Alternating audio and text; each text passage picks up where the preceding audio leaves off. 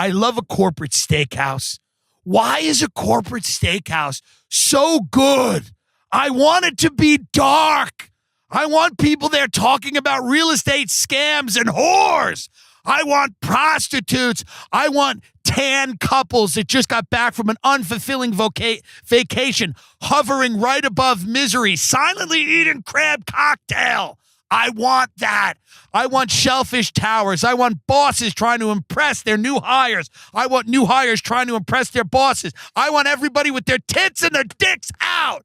I want collared fucking shirts. I want maitre d's that grab you by the arm and say, is everything okay? I want decanted fucking bottles of red wine. I want shrimp scampi and ribeyes and porterhouses. I want fucking aged ribeyes. I want fucking wagyu, whatever the fuck it is. It's fake anyway. There's 7 restaurants serving it and all you idiots are paying for it. It doesn't matter. I want fucking slabs of beef and pork chops and veal chops. I want gnocchi. I want fucking people in suits sitting around a table trying to swindle. That's what I love. And I want it to have more than one location. I want to know that the exact same thing is happening in Dallas, in Chicago, in New York, in Miami. I want to know that all across the world, demons from hell are dressed to the nines, eating ribeyes, and deciding if they're man enough to have a fucking piece of cheesecake or a bananas Foster at the end. I want a corporate steakhouse. Except Ruth Chris. I hate Ruth Chris. That's a mall steakhouse. Fuck you if you eat at Ruth Chris. I want a Del Frisco's or a Smith & Walensky's. I want a Perry's. I want a Ocean Prime. I want a Capitol Grill. I want consistency. I want a menu designed in a boardroom by suits. I want every location to be the same. I want to know that the sriracha vinaigrette at the Poke Bowl is the same everywhere I fucking go. And then I don't have some fucking artist chef going to ruin my favorite dish because he thinks he's special. You're not. Follow the fucking rules. The system exists for a reason. Marxist scum. But I will say, comrade, I will argue an appetizer every now and then off my tab. Just say this wasn't really what I thought it would be. But that's what I want. It's my favorite type of restaurant. It's always been the corporate, soulless steakhouse. That's the reality. If people don't spend their life trying to acquire things, they fall into some type of weird, quasi-spiritual, genocidal mania. They need little dumb things to do. They're beasts of burden, as Jordan Peterson said. They need to make enough money to buy themselves mashed potatoes with lobster on top of it for no goddamn reason. It doesn't even taste good. Doesn't even taste good. But Alan Stillman knew this, who started Fridays and Smith & Walensky's. D.D. Del Frisco knew this, who started Del Frisco's. Whoever the fuck Morton was, that fat fuck who started Morton's. And I don't really love Morton's, but it'll do. I don't like Mastro's out here in L.A. It's I don't like it. My point is, a good corporate steakhouse, that's where you tell your woman you're going.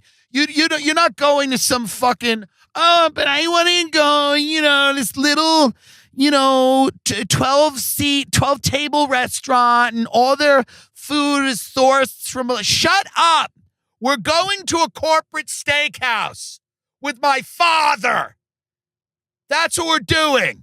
Because we've been going there for 10 years and he's almost dead. Make a fucking memory.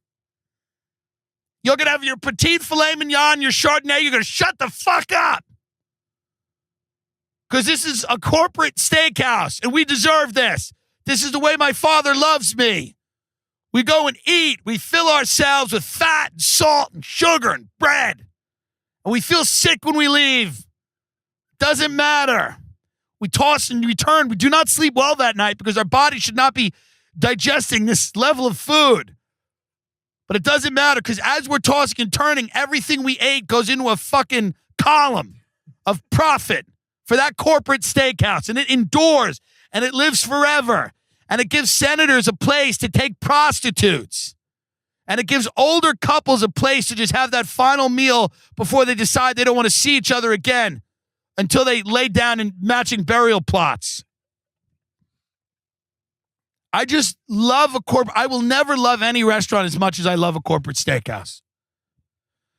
the transience of the people. They're all dying, and there'll be another crop of them moving in.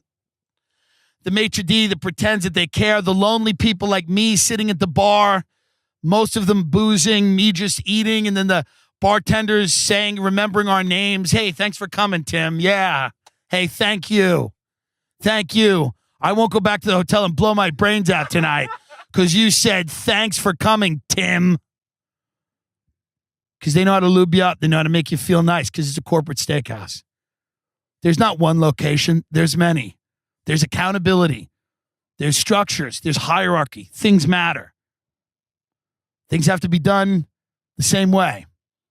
And yes, maybe there's not that many magical moments because you know what you're going to get and you expect it. So there's not a lot of magical moments in those restaurants. But guess what? The magic's over in this fucking country. You're lucky to have whatever it is that you got. There's not too many magic because nobody's taking the risks to make the magic because the risks aren't being rewarded. When you become a brand, you can't take risks, but you can deliver a sustainable level of quality to the people, which is all you should expect, you greedy fuck. We're in the end stage of an empire, and you're looking for somebody to whip up a miracle in that kitchen. It's not going to happen.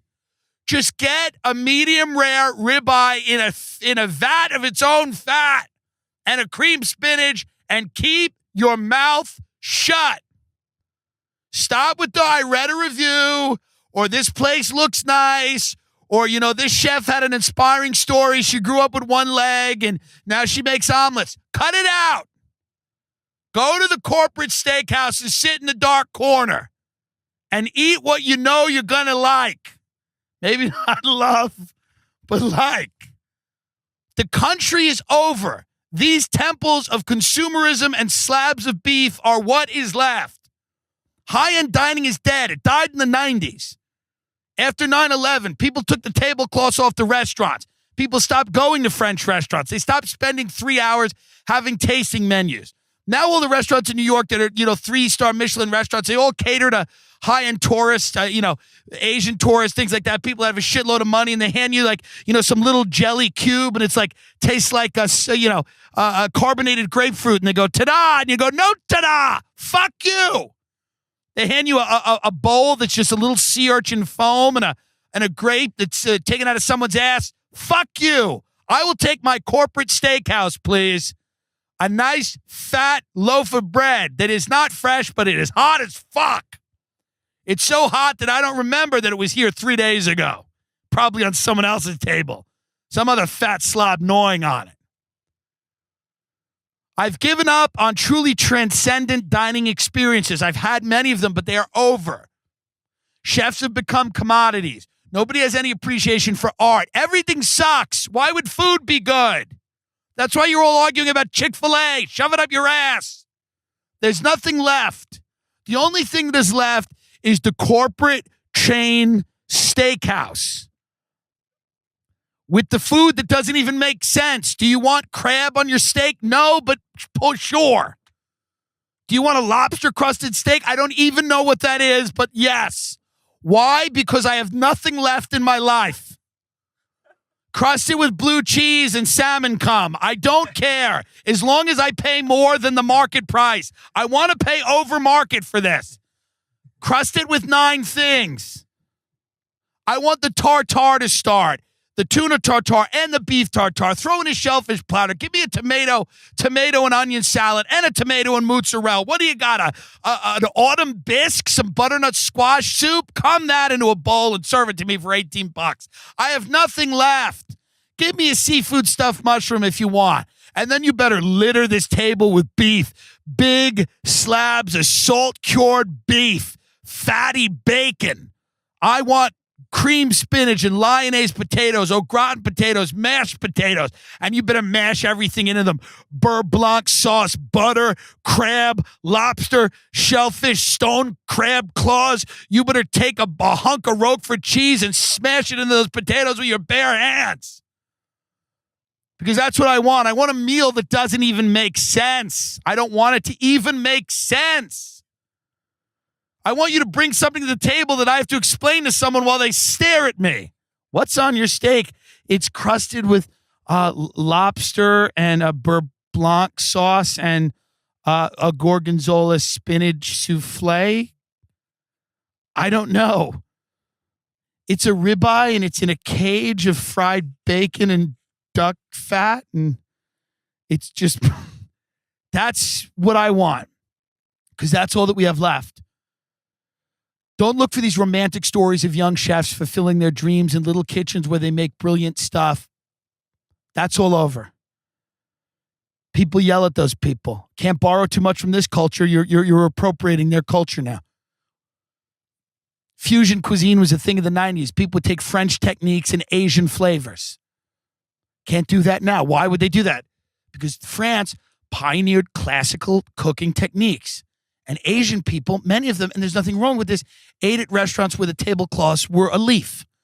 So what you do in those situations is you bring those things together and everybody benefits. Okay? So my point of this rant, it's a very food-centric episode, but my point here is do not go looking for gold. Do not let the perfect become the enemy of the good. Don't look for a view. No good restaurants ever had a view. Shut up. What are you, an idiot? I like a view. That's chick shit. You don't need a view. Me and Ben went to a restaurant once in Malibu. The view was amazing. The food was horrific. And then we walked in the bathroom and there were these, literally, I'm not even kidding, it was like naked children. Me and Ben were like very uncomfortable. We're like, we don't understand what is happening. Why is this happening? Apparently everyone in the restaurant probably knew why it was happening. But the point is this. That's what a view is. You know? You don't need a view. You need to sit in the corner of a dark corporate steakhouse.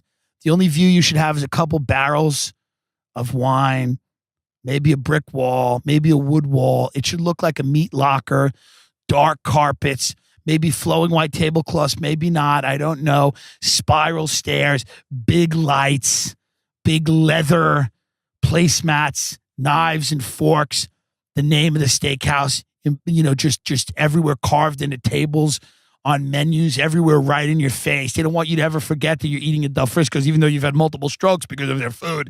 They still want to make sure that that's right out in front of you. Right there.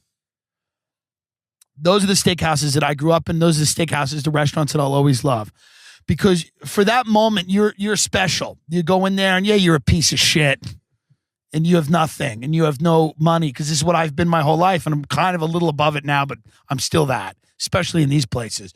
Sure, you have nothing and you go in and you barely wonder if your fucking debit or credit card's going to work. But for that moment when you bite into that cold shrimp on ice, nobody in that restaurant knows you're a dirtbag. They don't know you're a dirtbag. You know? Because you're just sitting there in the dark. People can barely see each other. Turn the lights down. I walk into a steakhouse that's well lit. I go, turn it down. Turn it down now. People want to relax. There should be like a sauna with fucking crab cocktail. So that's my point. My appreciation for food started as a young person, and I learned to love the steakhouses. I learned to appreciate them. I learned to understand their meaningless luxury in many cases. I learned to understand that luxury wasn't so meaningless. It was maybe my own naivete. Now that I grow older, I know that it is nice to have a little luxury, a nice warm bread roll, a nice little slab of unsalted butter, a creamy butter, a nice lobster bisque with a little sherry. I know that it's nice to not be in some experiment all the goddamn time with some chef that, thinks he's going to be the next thing and he's not. And you got to sit there and suffer through that. It's nice to go to a corporate steakhouse with your friend's family they're very tan and they don't love each other. And they sit down and they judge you, but you get a nice big fat free meal for it. And who gives a shit? And they don't quite love you and they don't quite hate you, but you just kind of stay on their good side with everything you say. There's something beautiful about those types of meals. you know, if you need, go get a potato and put a Marlboro Light in its mouth and watch that and then press play on your phone.